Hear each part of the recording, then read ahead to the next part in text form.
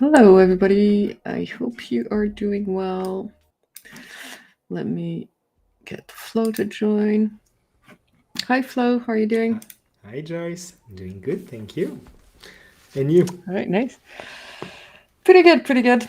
Updating the events app to show the office hours planned for October. Nice. All right, we have Leticia in the chat. That's cool. Let me send you the link to join us backstage. Here you go. And it's a question about dynamic pages. Hi, Micah.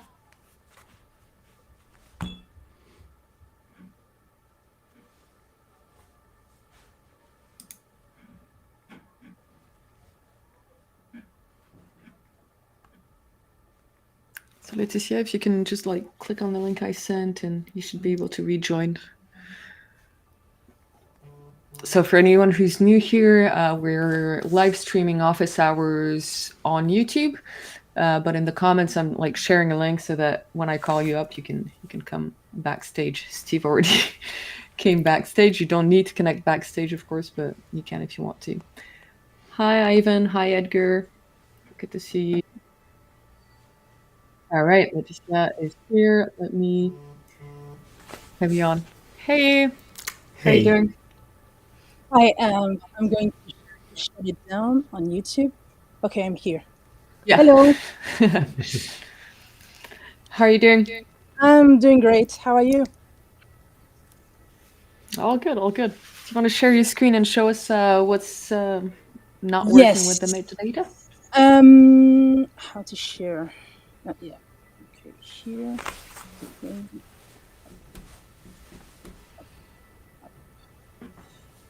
All right, there we go. Yeah.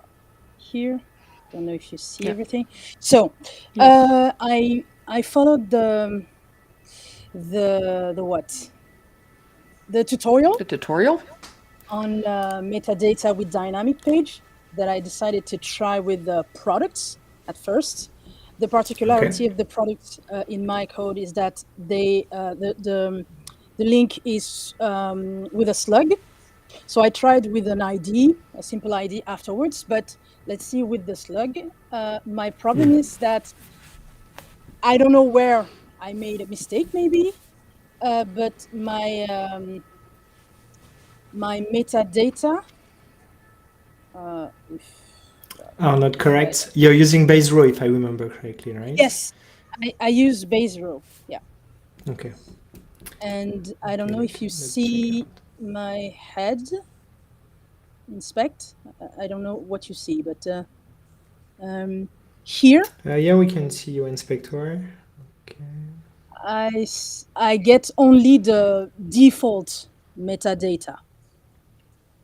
whereas in base row, uh, Okay. So to debug this, we're gonna need yeah, you to open Cloudflare. So do you have yes, Cloudflare? I see the tab here, so I yes. guess. And everything seemed to work in Cloudflare, so I really don't know what Okay, went wrong. let, let's check out. Okay, what should I do now? So then you need to select your worker. Um, yes. Okay, perfect. Now, can you click on logs?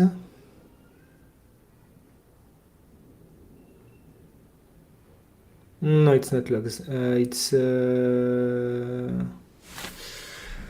Settings or no? no. Normally, Deployments? we should be able to see. Why it's not here? Can you click again on matrix, please?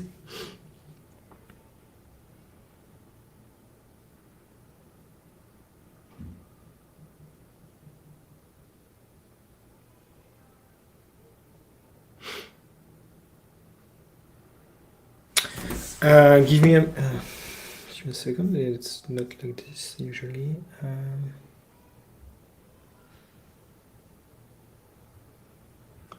I don't have the same panel. Give me a second. Yep.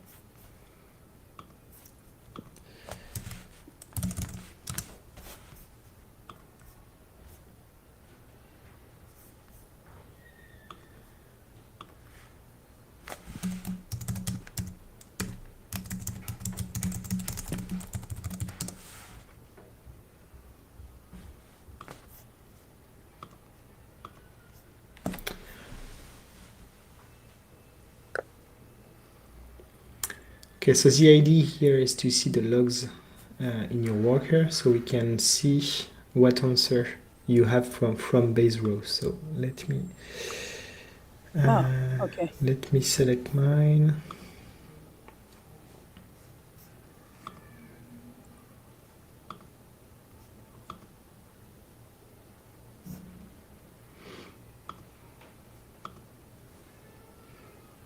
Okay, they changed their UI. Yeah, completely. So that's why. I was joking the other day because Xano changed their UI as well, so people have been complaining about our tutorials. I was thinking I'm already having trouble staying up to date with the WeWeb UI changes. We need to stay up to date with all the other tools UIs. It's so difficult. Yes. Log push and tail workers have moved. Okay.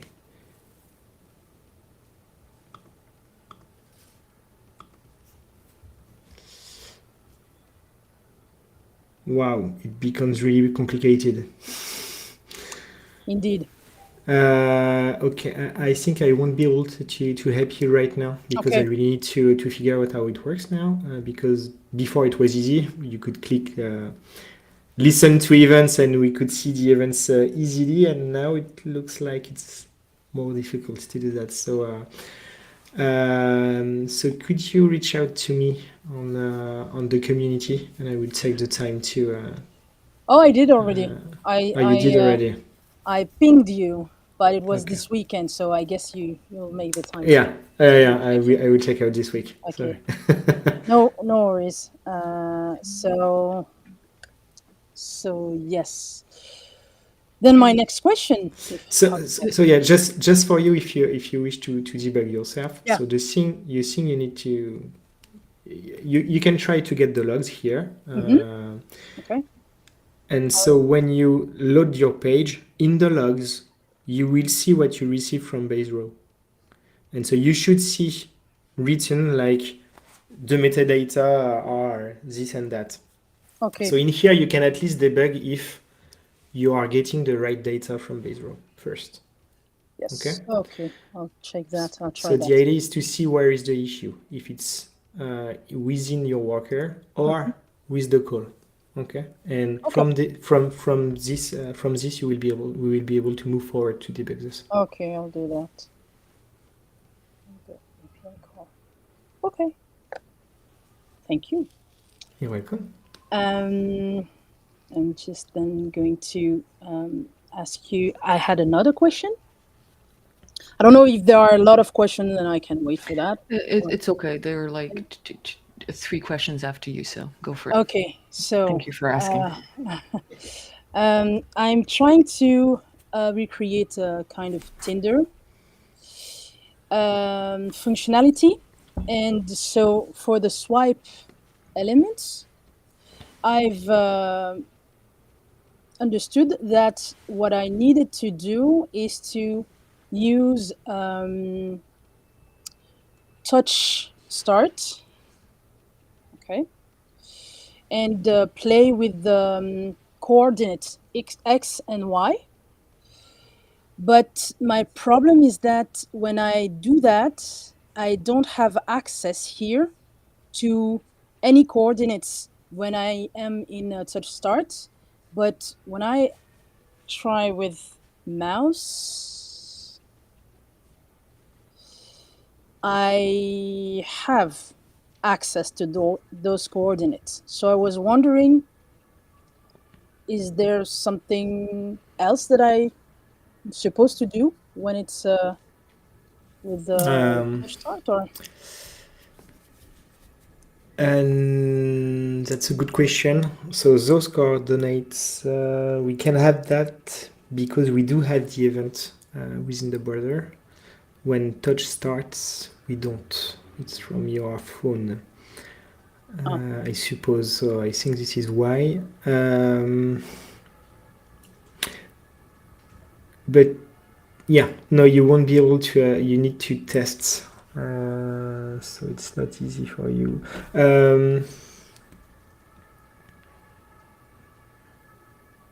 Or maybe there's another way to get to a swipe functionality. If there is, I'm completely open to that. But the one I have in mind seems to necessitate the coordinates and the difference between the beginning and the end of the touch. So you wish to do Yeah. the thing with the cards on the Yeah. right or on the left, right? Yes. I think you can do it with the click right now, and then it will be the same workflow with touch. I think. So it would be on click, and then I would have access to. Yeah, you will have the coordinates. It basically it works the same. Oh. So you can play with on click. So you do everything on your browser. Yes. Then you test on your phone. If it's enough, then no need to do more. If you need to do more, I think what you can do is to wrap all the logic into one global workflow and just trigger the same workflow on touch or click. I think you can do something like this, but I may need to test. I didn't play a lot with touch starts, so I may be wrong. So Okay. but for me, you can just start with on click. It won't change much. Okay. Really. And so you can fine tune later. On click and then move. How do you? Because there's only on touch move. So I use on click, then on touch move, and then. No, on mouse move. On mouse move, you should have the data in the browser. Yeah, that's the one you need to play with. Mouse move and the with leaf. this one, yeah, and then you can use touch if you prefer. You can fine tune, but the workflow would be the same, I think. Okay, I'll try Pretty that. sure of that. Okay, and I haven't written the question because I wasn't sure, but is there a straightforward way to have a full width menu, drop down menu somewhere in WeWeb, or it's something we have to build from scratch? What do you mean by drop down menu? I'm You mean just something that coming from below up and down, something like this? Yes. Yeah, the one I have in my here in my this is actually a workaround of something that I was trying to have a full width, but I had everything messed up with your functionality of drop down, so I just made that. But I would like to know how to. But when do you need to trigger this? Sorry? When do you need to trigger this? Is because in here it's a drop down because it's from a menu, but is this something you need to display like a pop-up, or It's really like just a menu. It's really just a drop down in the menu. Yeah, you can use. Yeah, but if you use the drop down element, I mean, it's. But it never works. You can change it. You can change its width, or. Yeah, you can change anything inside. You can drag and drop a flex box and do whatever you want with it. Because everything is so the dimensions are comparing to the beginning or the end of the what you see that is product, so the box there, and whatever I try, it goes or left or right, but doesn't really fit. Because you're using the drop down and not the select, right? That's what you mean. Yeah, it's the drop down. Yeah. But for this use case, the drop down is a better element. And if you really need to open a kind of a model like this, you can just, instead of using of doing like this, you can use a button and then open a model. Okay. I think what you're saying, Flo, is that like right now it's fixed to the right, for example. Yes. So anyway, if you have a specific it's 17 minutes now, so we have to move on. But if you have trouble building it, we can take a look next time as well. Okay. Thank you very much. Cool. Thank you. You're welcome. Bye-bye.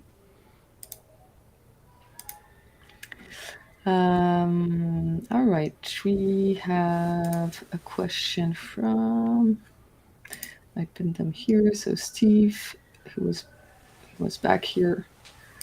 Let me invite you on. You're on, Steve. Hey guys, how are you? Good. You? Very good as well.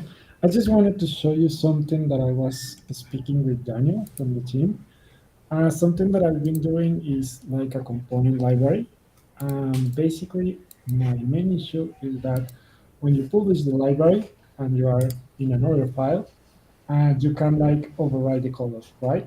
So for instance, if in the library I have all my buttons with blue color, and for the user the buttons need to be orange, the user cannot like override that color. I know that I can simply go ahead and create like a prop inside the component that allows to have like a custom color, and the user will need to change that. My only concern with that is that it's a job that they have to do per each component and every time that they insert the component, right? So I was thinking in creating like a workflow for the component inside, and when the user insert that, uh, insert it. So for instance, here is red, but as you can see here in my actions, I have a global workflow that executes a component action that is basically changing the color of the button with an option that the user selects. So, for instance, this is a param, and the user will select anything. So, for example, this one from the starter kit. And I have another like global workflow that every time that I change the page, that will trigger and change the button color. My goal with this is a little bit to avoid that I know that is possible to have like this custom prop in order to like make the user's life easier and not having to always have to change the color depending on the brand, you know. But not sure if this is like a good workaround or if you have like any other recommendation, or probably if you know if in the near future you are going to allow overriding colors from libraries.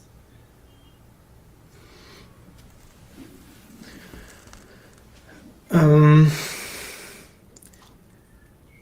not sure I got why you want to do that. So let me try to understand. So basically, you have a no-code component, a component like this, a button, and in that component, you used a color from your library, right? Yeah, exactly. Inside. And you wish at some moment when you drag and drop this component to be able to overwrite this color. Yeah, because for instance, imagine that my primary color for my brand is blue, right? So button, the checkbox, my ready button, all the components that have like selectors will have blue as a color. But let's say that the user that is going to use the library, because I'm planning to publish this in the marketplace, their brand color is orange. So they will have to change every component to orange, you know? If they import it, they will not receive any future updates that I do. Okay, so what you would like to do is to be able just for your users to change the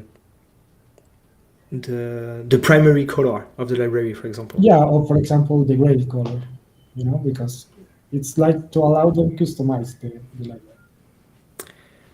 Got it. The easiest way will be to allow overriding the colors in the library. I think that, but I know for a fact that that's not possible yet. That's a good point. And you don't want to import the library, right? Right, because in that the user will not because if receive you make any. a change, Yeah, at what moment? exactly.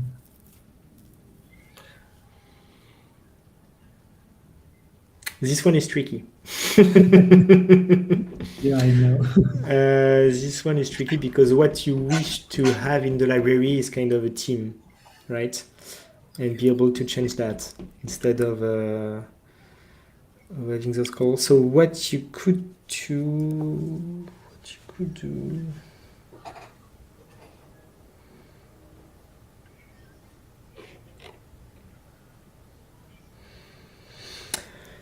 Um,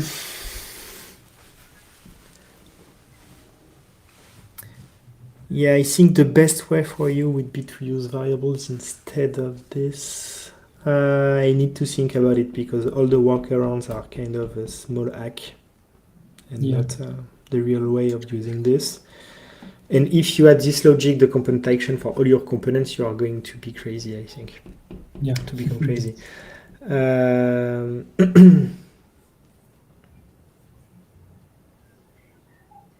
And we don't have variables in the libraries, and this is what you need basically. If you could Yeah. have a Like a global variable for the like whole a library. global, yeah. Yeah, So that would work. yeah. And right now you cannot have that if you import this to another project. It won't work because you won't have the same ideas. But even with a variable at the library level, it would be weird, no? Because you need one variable for every single item in the library. The problem is where is your source of truth in this use case? That's why it's not easy because in here it comes from the library. So right now the best way for you, instead of using a component action, would be to add props to your components, a color props. Yeah. I think this is the easiest way to do it and the most elegant one. And then the user can have their own colors in their project library and bind to the... Absolutely. By default, it would use your colors coming from the library, and if they want to change this, it's better to use a prop. So property within your component, a color property. I think it's better to do like this if you wish to give them the ability to change the color, because the other ways would be to have some theme variables in the library, and that should be different from to all projects where you added this library, and when you change that in the source library, you don't know who wins one day you want to change. So that's why it's not stable in time to do that. But I think adding a color prop wouldn't be so difficult for you to do in all your components, and I think it's really the best way for doing this. Yep. Okay. Thanks, Steve. Thank you, guys. Bye. Thank you, Steve. So Ivan, you had a question. I don't know if you wanted to hop on. If you want to hop on, it's possible. Here, sharing the link again. Quick question: will it be possible to disable range inputs in the same way as other inputs? In the meantime, how can I add the disabled argument to the input directly?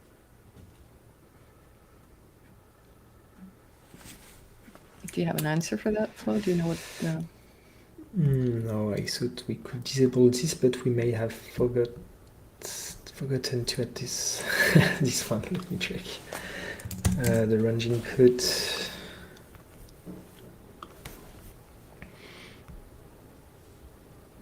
Micah is saying he found a solution for this, so he's going to connect with Steve and the community. Very nice. Okay, great. Indeed, it's not productized. You don't have the property in for this one, but that's a good point. Let me take some notes. All right. So, well, that's your question. Yes, it will be possible. And how you can disable it? How can you add the disable argument in the directly? Is there a workaround for Ivan in the meantime, or?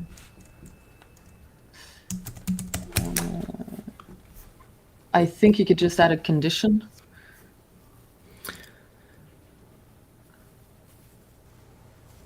Yes, the workaround would be to use a workflow on change and block the change value, but it's not elegant. We should add those options. All right. We'll add them. for consistency, so we will add them. Cool. And Abby, hi Abby, by the way, I saw you said hi in the chat, didn't want to interrupt. Did you remove the countdown timer from the components? Oh, maybe. I forgot we had this one. I did not know we had this one. Yeah, I think we removed it. But this one, okay, I could add it to the starter kit. It's something we could add. But you can definitely do it yourself. This one is funny to do also. I think JP had recorded a video about that, or maybe I did a long time ago. Maybe you did. But, all right. We could find a doc for this, but yeah. We have a question from Jessica. Does WeWeb have any plans to hire more support agents? Have multiple tickets that are confirmed WeWeb bugs that have stopped our development progress and been unresolved for 30 days. So we are in the process of hiring.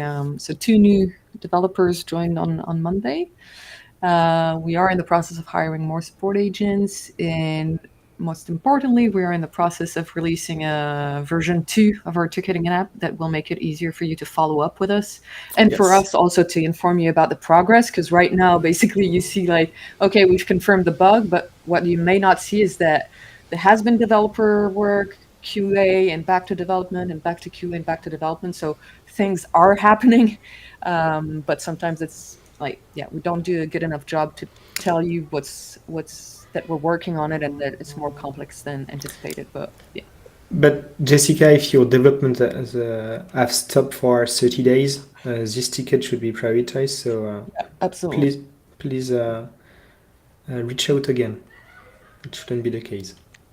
Yes, and when you create a support ticket, you have different categories as well. So if it affects, your application in production, if it's preventing you from publishing, if it's stopping you from developing, Yeah. And again, with the new support app, will make it easier for you to change status, for example. Absolutely. Yeah. Sorry about that. We are aware of the issue and Yeah. doing our best to improve. All right, so Bertrand had a question. I don't know if Bertrand, you want to join, because it's gonna be difficult to help you otherwise.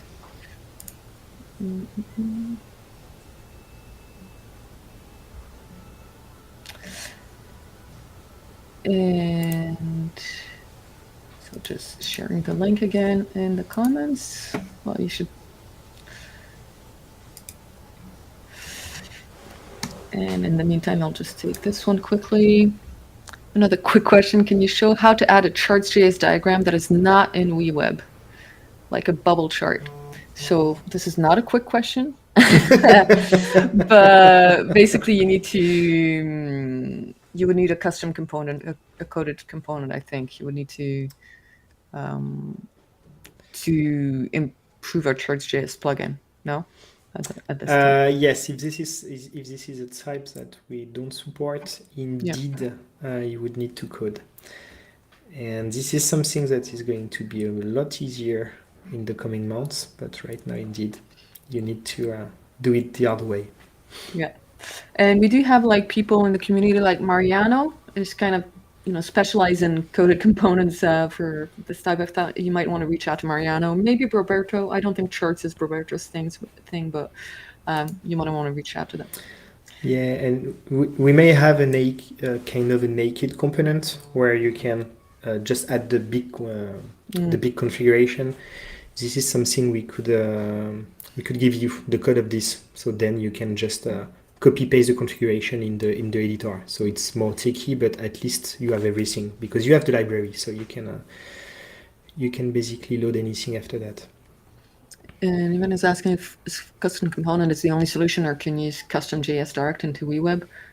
You might be able to use like chart.js within the NPM plugin. This one is tricky. So Yes, but no. Like our CTO would say. Well, It depends. No, it depends what chart you need, because sometimes you need more more libraries, because ChartJS yeah. it's multiple libraries, so sometimes you don't have the specific one you want. Specifically, one for the labels, for example, managing the labels. This is another library, and right now, it's quite hard to add, and this is something we are going to work on in the coming months again. So you could add any library you want and code within the app. So this is something we are working on, and I can't wait to show you that. Well, Bertrand joined us, so let's have you Yeah. on. Hi, Have Bertrand. you been? Hi. It's been a while. Yeah, I know. And well, you also had some vacation time, Yes. so that's good Of for you. course. Yeah, I was a little bit surprised that this is now on YouTube or with this special application, but okay, that's fine. Huh? Actually, I don't know how to share my screen now. You should have a little icon towards the bottom of Uh, the page. Oh, I see. Yeah, okay. I share it and will. Okay, I select this one. Ah, this is really great. Okay, can you still hear me? Yes. We can Okay, see you. because I don't see anything anymore. Okay, I go to this. I have a screen here where I can show all tasks for which an invoice could be printed. So I click on the task and the create invoice page opens. And this list is empty, although, of course, there is one invoice. If I click there, I can select this invoice. And I wonder why I cannot get this name into this list box as an init value, for instance. Okay. And I show you the definition. It's this one.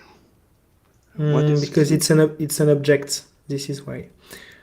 Can you open in the current value just below? You see you have the object. Can you open it? No, just above. In the current, here. Here, yeah. So it's a C_name. So you need to you need to select this one. So, I can select this. Yes, you can. Or you can just type in dot C_name and it will work. No, it's 0. So it's bracket 0. Yes, it's bracket 0. Sorry, you're right. Bracket 0. Before, before the, here. Like that? No, not this one. Square bracket, sorry. Square bracket. Okay, some brackets. Square, where do I find them? Here you are. Yeah. Now it should work. If you reload, let's reload to test. I just I go back and try again.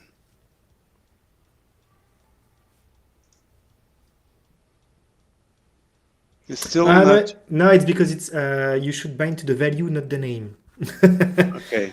This is why, because you are using the value for the select, and so the select is waiting for the value. So instead of CNAME, I think it's something else. The value you used for the select. Let me see. Just remember? remove dot CNAME so we can look at the. Yeah, can you just remove CNAME? You can keep the 0. I will remove. Okay. No, keep, only CNAME. Only CNAME, yes. Remove this. And the dot, There you go. And here, I guess you may use ID. I think that's it. C_ID. Or I guess this is it. Yes, it sure this is it, because below we see value field C_ID. So you're right, Joyce. So this is a number. Yeah, and now it should work. Yeah. Let me see. I go back again.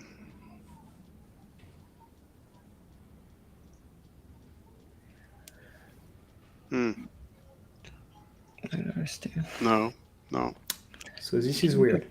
Really, I spent hours on this. It was not so important because I already edited this text.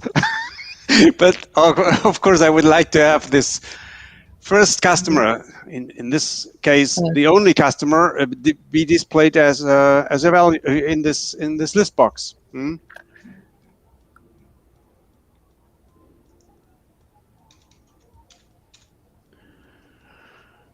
Huh. Also, it says expect okay because there's no value behind, no field. No, for sure, you need to keep C_ID. This is what you should have.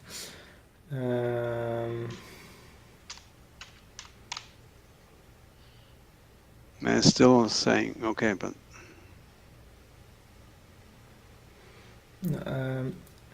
when do you load this data? On page load? This tasks for select customer invoice quote. This collection. When do you have the data?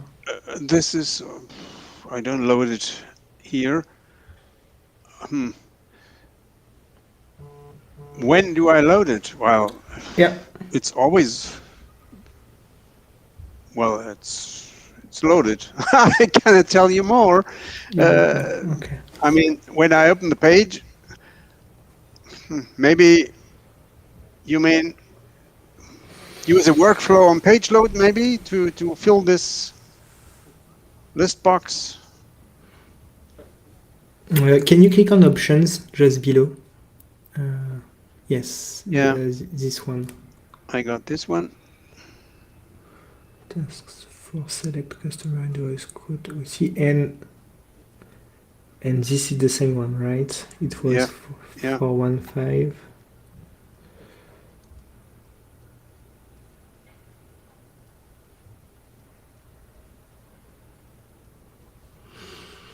Well, if it's too complicated, I leave it like that. And no. It's there is something wrong here because for sure the init value should work here.